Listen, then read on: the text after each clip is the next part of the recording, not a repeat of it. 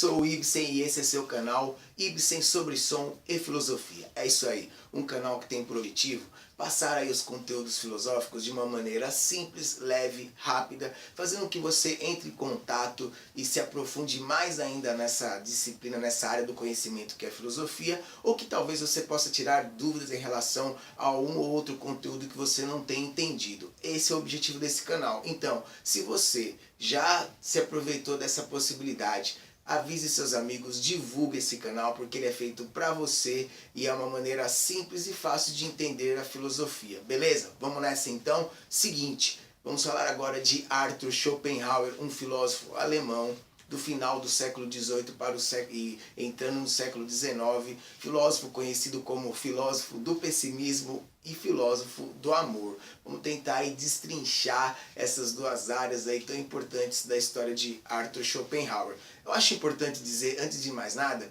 que Schopenhauer pode ser considerado um filósofo existencialista, porque ele vai tratar das questões existenciais do homem. Para falar de Schopenhauer, eu queria falar um pouquinho de outros dois filósofos. Primeiro, Kant, que foi um filósofo muito importante para as ideias de Schopenhauer, e Hegel, um filósofo contemporâneo de Schopenhauer, com o qual ele não mantinha boas relações. Eles chegaram a dar aula na mesma faculdade, e reza a história, reza a lenda filosófica aí que ele fazia questão de dar aulas no mesmo período de Hegel, mas que Hegel, por ser um pouco mais prestigiado, lotava suas salas de aula, enquanto Schopenhauer não gozava de um prestígio muito grande. É só uma curiosidade a respeito de Schopenhauer aí. Mas por que Kant?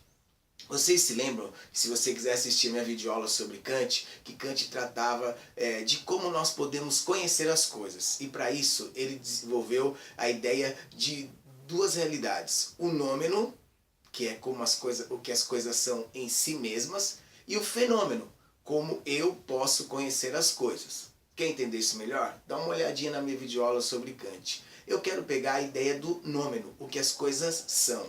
Schopenhauer tinha uma visão de que esse nômeno, ou seja, o que as coisas são, está intimamente ligado à ideia da vontade. Para Schopenhauer, a vontade era a força motriz que conduzia o mundo, o homem, enfim, todas as coisas. A vontade está em todas as coisas e também no homem. Nós temos vontade sempre, e essa vontade nunca é satisfeita. Todas as nossas vontades nunca se satisfazem. Portanto, a vontade gera no homem angústia. E mais, a nossa maior vontade, a nossa maior luta, nós já fomos derrotados, que é a vida. Então Schopenhauer tinha uma visão muito pessimista em relação à vontade, porque para ele, vou repetir, a vontade que move o mundo e move o homem nunca se satisfaz. E essa insatisfação gera angústia. E como o homem pode ter uma ação ética em relação a essa dificuldade? O não querer. Schopenhauer era um filósofo que defendia a ideia de que a ação ética do homem em relação a essa vontade seria de controlar essa força vital para que essa angústia fosse amenizada. Tá entendendo? Olha só, para Schopenhauer, o homem deveria ter uma ação ética de evitar a vontade. E uma das áreas da manifestação humana que Schopenhauer entendia como primordial para que essa vontade fosse controlada seria as artes. Para Schopenhauer, a arte é a única forma de o homem chegar a uma condição, ou uma das formas do homem chegar à condição do não querer, ou de controlar essa vontade vital, insaciável, existencial do homem, que é a vontade. Mas que, de qualquer forma, a nossa maior luta, a nossa maior vontade, que é da sobrevivência, já estaria definida, ou seja, nós já estaríamos derrotados nessa ação.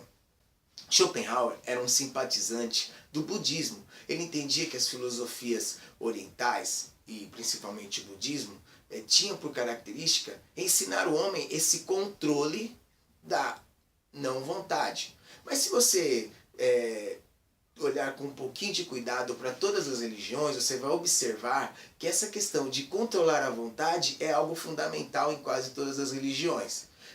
Então, essa ideia do não querer não é uma ideia tão estranha a nós. Nós estamos sempre lutando contra as vontades que são insaciáveis. E quase todas as nossas vontades, se você fizer um pequeno exame do seu dia e da sua maneira de ser, você vai ver que o homem é feito de vontade o tempo todo.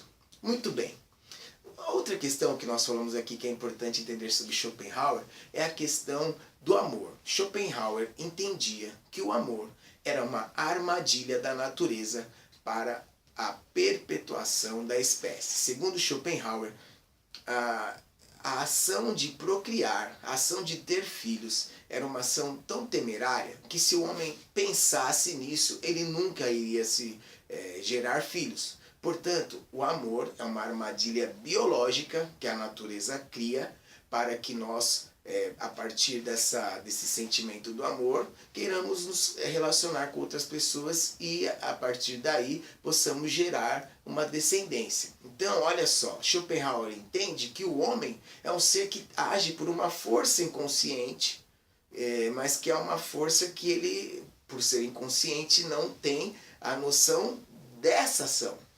Deu para entender? Então, para Schopenhauer, o amor era uma armadilha, ou seja, uma ação biológica para que nós possamos continuar procriando. E a partir daí, Schopenhauer levanta uma série de questões de que nós buscamos no outro características genéticas que possam gerar filhos equilibrados para que eles possam ser bem-sucedidos no mundo, ou seja, como os animais na selva. Nós estamos, enquanto nós achamos que essa atração é uma atração amorosa, sentimental, de identificação, para Schopenhauer, nós estamos nada mais nada menos que buscando pares que nos dê a possibilidade de ter filhos equilibrados. Muito interessante, você pode aí não concordar com uma outra colocação de Schopenhauer, mas o que é interessante em Schopenhauer é a ideia de que nós somos animais e que nós temos ações inconscientes. Agimos por instintos biológicos, né? Algo que, de alguma maneira, vai influenciar alguns pensadores e filósofos, inclusive até Freud, se você pensar por aí, porque Freud vai falar da nossa sexualidade, das nossas ações inconscientes. A filosofia, ela sempre tem um caminhar, né? Um filósofo vem, lança uma ideia, outro filósofo vem, lança outra, e alguns alunos às vezes falam para mim, professor, mas parece que um filósofo fala uma coisa, outro fala outra, mas o pensamento se constrói a partir dessa dialética, como já dizia Hegel, esse desafeto de Schopenhauer, por que não dizer assim, né? Então, eu espero que você tenha entendido. Schopenhauer, o filósofo do pessimismo, porque entende que a ideia da vontade é insaciável, nos traz angústia, e viver é vontade, e, portanto, viver é angústia. Como evitar isso? A partir do controle do querer. E filósofo do amor, por entender que o amor é uma ação biológica, que nossos impulsos, que muitas vezes se mascaram pelos sentimentos, são impulsos biológicos. Schopenhauer foi um filósofo que teve uma vida bastante conturbada, mas que teve a sua obra reconhecida ainda em vida, né? Schopenhauer é um filósofo que vai influenciar muito Nietzsche, embora Nietzsche pense de maneira diferente de Schopenhauer, mas a questão da vontade é fundamental para esses dois filósofos. É isso aí, espero que você tenha entendido, e qualquer dúvida deixe seu comentário, se curtiu, deixe seu comentário, e tamo junto, é isso aí, espero que você continue comigo nesse canal. Ibsen sobre som e filosofia, salve! E aí, esse é o seu canal Ibsen sobre som e filosofia. O filósofo de hoje, Immanuel Kant, filósofo iluminista. Se liga então na ideia que ele tem para te mandar.